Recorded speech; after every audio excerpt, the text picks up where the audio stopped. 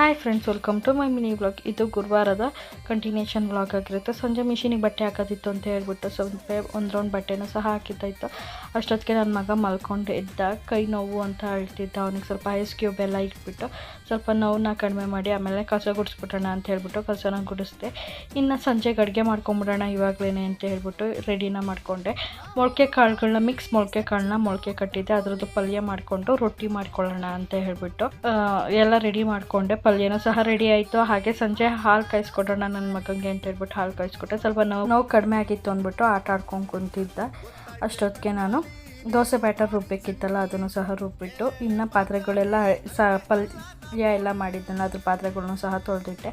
ಹಾಗೆ ಸಂಜೆ ಆಗಿತ್ತು ಅಂತ ಹೇಳ್ಬಿಟ್ಟು ಫ್ರೆಶ್ ಅಪ್ ಆಗಿ ದೇವ್ರ ಪೂಜೆನೂ ಸಹ ಮಾಡಿದ್ದಾಯಿತು. ನನ್ನ ಹಸ್ಬೆಂಡ್ ಆಫೀಸಿಂದ ಬಂದಿದ್ದ ತಕ್ಷಣ ಏನಾದರೂ ಮಾಡಿಕೊಡು, ತಿನ್ನಬೇಕು ಅನ್ನಿಸ್ತಿದೆ ಏನಾದರೂ ಅಂತ ಹೇಳಿದ್ರು. ಸರಿ ಆಯಿತು ಅಂದ್ಬಿಟ್ಟು ಬಜ್ಜಿನ ಮಾಡಿದೆ. ಬಜ್ಜಿ ಮಾಡಿದ್ದಾದ್ಮೇಲೆ ಊಟ ಏನು ಬೇಡ, ಬಜ್ಜಿ ತಿಂದಿದ್ದೀವಲ್ಲ ಲೈಟಾಗಿ ಇದು ಒಂದೊಂದು ರೊಟ್ಟಿ ಹಾಕು ಸಾಕು ಅಂತ ಹೇಳಿದ್ರು. ಅಂದ್ಬಿಟ್ಟು ಇವಾಗ ರೊಟ್ಟಿನ ಹಾಕ್ತಿದ್ದೀನಿ. ನಮ್ಮ ಸೈಡೆಲ್ಲ ಬಳ್ಳಿಯೋ ರೊಟ್ಟಿ. ಇವತ್ತಿನ ವ್ಲಾಗ್ ಇದ್ದಾಗಿತ್ತು. ಈ ವಿಡಿಯೋ ಏನಾದರೂ ಇಷ್ಟ ಆದರೆ ಲೈಕ್ ಮಾಡಿ ಹಾಗೂ ಸಬ್ಸ್ಕ್ರೈಬ್ ಮಾಡಿ.